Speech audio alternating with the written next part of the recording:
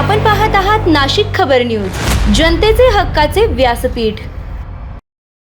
नाशिक महानगरपालिका महासभेत पाण्याच्या गळतीचा मुद्दा चांगलाच गाजला। नगरसेविका डॉक्टर हेमलता पाटील यांनी प्रशासनाच्या कारभारावर सवाल उपस्थित करत नागरिकांना एक नियम आणि प्रशासनाला दुसरा नियम का असा थेट प्रश्न केला। घरातील नळ ठिबकला किंवा पाण्याचा एक थेंब वाया गेला तरी नागरिकांना नोटीस बजावली जाते, मात्र प्रशासनाच्या जलवाहिन्या फुटून लाखो लिटर पाणी वाया जात असताना त्यावर कारवाई का होत नाही असा सवाल डॉक्टर हेमलता पाटील यांनी महासभेत उपस्थित केला। नागरिकांच्या नळासाठी नियम आणि प्रशासनाच्या फुटलेल्या लाईन्ससाठी मूकसंमती का असा सवाल करत पाण्याचा प्रत्येक थेंब वाचवण्याचे आवाहन करणाऱ्या प्रशासनाने स्वतः फुटलेल्या पाईपलाईनमधून वाया जाणाऱ्या लाखो लिटर पाण्याचा हिशोब द्यावा अशी मागणी त्यांनी केली। एक थेंब वाया गेला तरी नागरिक दोषी आणि लाखो लिटर पाणी वाया गेले तर प्रशासन निर्दोष, हा कसला न्याय?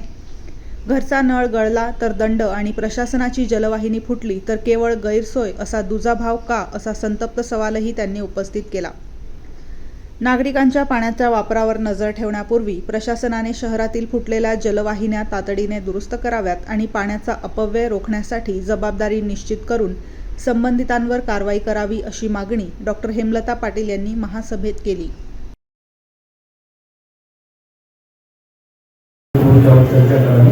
गेल्या 3 महिन्यांपासून पाणी पुरवठा लाईन सातपुर येथे सातत्याने फुटत आहे।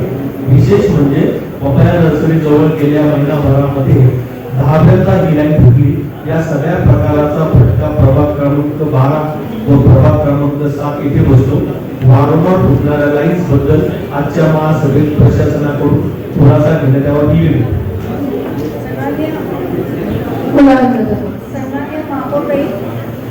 विषय अतिशय महत्त्वाचा होता म्हणून मी आपल्याला विनंती केली होती आणि मी विषय सोडून अजिबात बोलणार नाहीये। त्यानंतर साहेबांना आपण नंतर प्रश्न विचारा।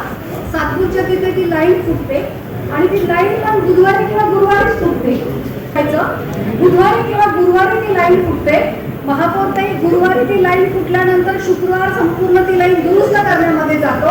शनिवारी आपल्याकडे पाणी पुरवठा नव्हता, रविवारी लोकांकडे विस्कळीत पाणी पुरवठा होतो।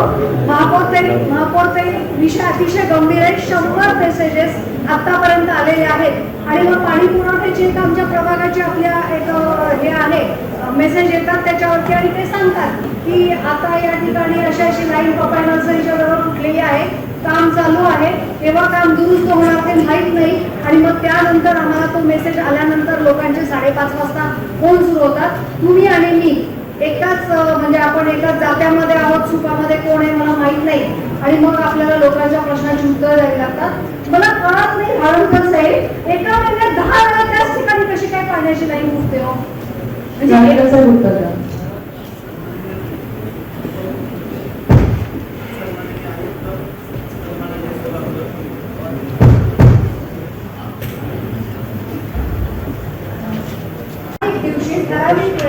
त्या ठिकाणी लाईन फुटते त्याचं तुम्ही जे उत्तर देता त्याच्या वेळी का होतं आणि कशामुळे? कधी म्हणता की DSLचं काम चालू आहे म्हणून लाईन फुटली, कधी म्हणता का काही बॉम्ब फुटला। म्हणजे प्रत्येक वेळी तुम्ही वेगवेगळी उत्तरं देता। सन्माननीय महापौर ताई, सन्माननीय आयुक्त मॅडम, विषय गंभीर आहे, लोकांना याच्याशी काही घेणं नाही।